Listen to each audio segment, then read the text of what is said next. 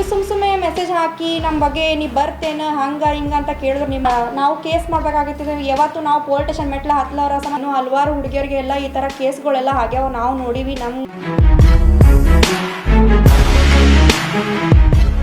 ಎಲ್ರಿಗೂ ನಮಸ್ಕಾರ ರೀ.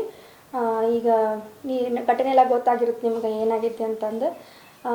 ಒಂದು ಹುಡುಗ ನಂಗೆ ಒಂದು ಫೋಟೋ ಹಾಕ್ಬಿಟ್ಟು ನಾನು ಮೆನ್ಷನ್ ಮಾಡಿದ್ದ ಕೆಟ್ಟ ಅಸಭ್ಯ ಏನಿಲ್ಲರಿ. ಅವ ಮುಂಚೆ ನಮ್ಗೆ 1-2 ದಿನ ಹಿಂದ್ಗಡೆ ನನ್ನ ಫೋಟೋ ಸ್ಟೋರಿ ಇಟ್ಬಿಟ್ಟು ಹಸ್ರಿ ರೀತಿ ಮೆಸೇಜ್ ಹಾಕಿದ್ದವ. ಅದನ್ನು ನಮ್ಮ ಮನೆಯವ್ರಿಗೆ ತೋರಿಸ್ಬಿಟ್ಟು ನೋಡ್ರಿ ಹಿಂಗೆಲ್ಲ ಮೆಸೇಜ್ ಹಾಕ್ಯಾರ ನನ್ನ ಬಗ್ಗೆ, ಹಿಂಗೆ ಹಸ್ರಿ ರೀತಿ ಕಮೆಂಟ್ಸ್ ಮಾಡತ್ತಾರ, ನಂಗೆ ಭಾಳ ಒಂಥರ ಅನ್ಸಾತೈತಿ, ಸುಮ್ಮ ಬ್ಲಾಕ್ ಮಾಡಿ ಹೋಗಿರಿ, ಹಂಗೆ ಬರತ್ತವ ಅಂತಂದು. ಈ ವಿಷಯ ಆಗಾಕತ್ತೆ 2 ವರ್ಷ ಆತ್ರಿ ನಮ್ಮ ನಡುವೆ ಈ ರೀತಿ ಬರಾಕತ್ತೆ.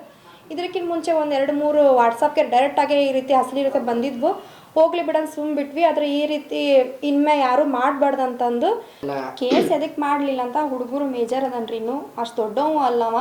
ಮತ್ತು ಅವ್ರ ತಂದೆ ತಾಯಿ ಮಕ ನೋಡ್ಕೊಂಡು ನಾವು ಬಿಟ್ಟು ಕಳಿಸೀವಿ. ಇನ್ನು ಈ ರೀತಿ ಬೇರೆ ಯಾರಾದರೂ ಮಾಡಿದ್ರಂದ್ರೆ ನಾವು ಖಂಡಿತವಾಗಿದ್ರ ಆ್ಯಕ್ಷನ್ ತೊಗೊಂಡು ಕೇಸ್ ಹಾಕಲೇಬೇಕಾಗ್ತೈತಿ.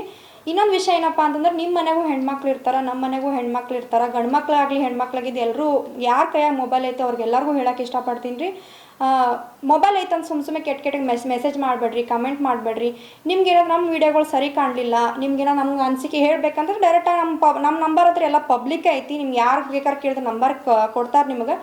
ನಂಬರ್ ತೊಗೋರಿ, ಅಕ್ಕ ನೀವು ಹಿಂಗೆ ತಪ್ಪು ಮಾಡತ್ತೀರಿ, ನಮ್ಗೆ ಹಿಂಗೆ ಸರಿ ಕಾಣಲಾಗೈತಿ ಅಂತ ನಮ್ಗೆ ತಿದ್ದಿ ಬುದ್ಧಿವಾದ ಹೇಳ್ರಿ, ನಾವು ತಿದ್ಕೊತೀವಿ. ನೀವು ಸುಮ್ಮನೆ ಮೆಸೇಜ್ ಹಾಕಿ ನಮ್ಮ ಬಗ್ಗೆ ನೀವು ಬರ್ತೇನೆ ಹಂಗೆ ಹಿಂಗೆ ಅಂತ ಕೇಳಿದ್ರೆ ನಿಮಗೂ ಏನೂ ಲಾಭ ಏನೂ ಸಿಗೋಂಗಿಲ್ಲ.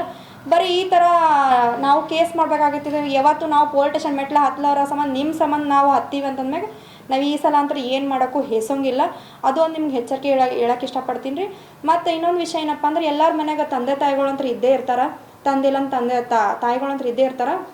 ಮಕ್ಳಿಗೆ ಮೊಬೈಲ್ ಕೊಟ್ಟಿರಪ್ಪ ಅಂತಂದ್ರೆ ಮಕ್ಳು ಏನು ಮಾಡತ್ತಾರೆ ಮೊಬೈಲ್ದಾಗ ಏನಿಲ್ಲ, ಅವ್ರು ಏನೇನು ಸ್ಟೇಟಸ್ಗಳು ನೋಡ್ತಾರಾಗಲಿ ಪ್ರತಿಯೊಂದು ಚೆಕ್ ಮಾಡ್ಕೊತೀರಿ. ಯಾಕಂದ್ರೆ ಈ ಹುಡುಗ ಅವ್ರ ಮನೆಗೆ ಯಾರೂ ಚೆಕ್ ಮಾಡಿಲ್ಲ, ಅವ್ರ ಮನೆಗೇನು ಆ್ಯಕ್ಷನ್ ತೊಗೊಂಡಿಲ್ಲ, ಅವ್ರ ಮನೆಗೇನು ಕೇಳೇ ಇಲ್ಲ ಅಂತ ಸಂಬಂಧ ಈ ಥರ ಎಲ್ಲ ಮಾಡೋಣ.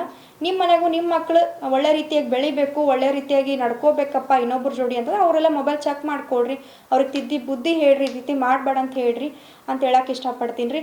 ಯಾಕಂದ್ರೆ ಇನ್ನೂ ಹಲವಾರು ಹುಡುಗಿಯರಿಗೆಲ್ಲ ಈ ಥರ ಕೇಸ್ಗಳೆಲ್ಲ ಆಗ್ಯಾವ, ನಾವು ನೋಡೀವಿ. ನಮ್ಮ ಹುಡುಗಿಯರು ನಮ್ಮ ಶೂಟಿಂಗ್ ಬಂದಿರ್ತಾರೆ, ಹುಡುಗಿಯರುಗಳು ಎಷ್ಟೋ ಜನ ಹೇಳಾರ, ಅಕ್ಕ ಹಿಂಗೆಲ್ಲ ಕಮೆಂಟ್ ಸೆಕ್ಷನ್ ಬರ್ತಾವೆ, ನಮ್ಗೆ ವಿಡಿಯೋ ಮಾಡೋಕೆ ಇಷ್ಟ ಆಗಂಗಿಲ್ಲ ಅಕ್ಕ, ಅದ್ರ ಮನಸ್ಸಾಗಿರ್ತೈತಿ ಕಲಾವಿದ್ರು ಆಗ್ಬೇಕಂತಂದ್ರೆ ಮನ್ಯಾಗ ತಂದೆ ತಾಯಿಗಳು ಬಿಡ್ತಿಲ್ಲ ಅಕ್ಕ ಅಂತ ಈ ರೀತಿ ಎಲ್ಲ ಸಾಕಷ್ಟು ಜನ ಹುಡುಗಿಯರು ಹೇಳಿದ್ದಾರೆ.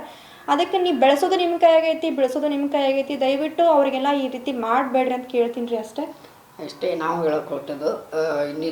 ಇನ್ನೊಂದು ವಿಷಯ ಏನಪ್ಪ ಅಂತಂದ್ರೆ, ಇದಕ್ಕೆ ಯಾರಿಂದನೂ ನಾವು ದೊಡ್ಡ ಆಗ್ಬೇಕು, ನಾವು ಸಣ್ಣ ಆಗ್ಬೇಕು, ಇದರಿಂದ ನನ್ನ ಮಾದರಿ ಆಗ್ಬೇಕು, ಇದಕ್ಕೆ ನಾವು ಸಮಾಜಕ್ಕೆ ಒಳ್ಳೇದು ಮಾಡಬೇಕು, ನಂದು ಹೈಲೈಟ್ ಆಗಬೇಕು ಅನ್ನೋ ಥರ ನಾ ರೀತಿ ಮಾಡಿಲ್ರಿ. ದಯವಿಟ್ಟು ತಪ್ಪು ತಿಳ್ಕೊಳಕ್ಕೆ ಹೋಗ್ಬೇಡ್ರಿ. ಇದು ನನ್ನ ಪರ್ಸ್ನಲ್ಗಾಗಿ ನನ್ನ ಫ್ಯಾಮಿಲಿ ಸೇಫ್ಟಿಗೋಸ್ಕರ ನಾ ಮಾಡ್ಕೊಂಡಿರೋದು. ದಯವಿಟ್ಟು ಇದಕ್ಕೆ ಯಾರು ಅನ್ಯತಾ ಭಾವಿಸೋಕೆ ಹೋಗ್ಬೇಡ್ರಿ. ಅವ್ನು ಟಾಂಗ್ ಕೊಟ್ಟ, ಇವ್ನು ಟಾರ್ಗೆಟ್ ಮಾಡಿದ, ಅವ್ನು ಟಾರ್ಗೆಟ್ ಮಾಡಿದ, ಈ ಥರ ಯಾರು ಇಂಟರ್ಫಿಯರು ಇಲ್ಲ. ಇಷ್ಟು ಮಾತು ಹೇಳ್ತೀನಿ ರೀ. ದಯವಿಟ್ಟು ಇದಕ್ಕೆ ನೀವು ಏನೋ ಮತ್ತೆ ಹಬ್ಬಿಸ್ಕೊಂಡು ಇದಕ್ಕೆ ಹಂಗಾತು ಹಿಂಗಾತು, ಅವರಿಂದ ಬೆಳೆದು ಬಂದವ ಅವ್ರಿಗೆ ಟಾಂಗ್ ಕೊಟ್ಟು ಹಿಂಗಾತು ನೀವು ಯಾರಿಗೆ ಏನು ಅನ್ನಕ್ಕೆ ಹೋಗ್ಬೇಡ್ರಿ ಅನ್ನ. ದಯವಿಟ್ಟು ಕೈ ಮುಗಿದೇವತ್ತು ಇದಕ್ಕೆ ಯಾರಿಗಿಲ್ರಿ. ನಮ್ಮ ಫ್ಯಾಮಿಲಿ ಸೇಫ್ಟಿಗೋಸ್ಕರ ನಾನು ಮಾಡ್ಕೊಂಡೀನಿ.